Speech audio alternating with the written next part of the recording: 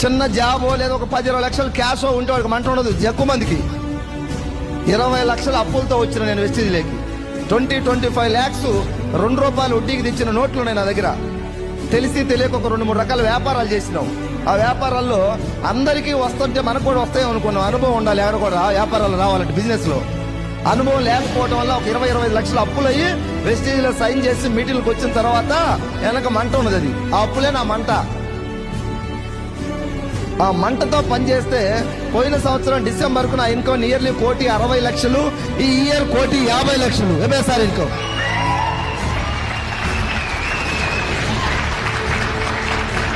20-25 లక్షల అప్పులు తీర్చేసి 20 లక్షల కారు ఈఎంఐ లేకుండా మొత్తం స్పాట్ క్యాష్ పెట్టి కొనుక్కున్నా.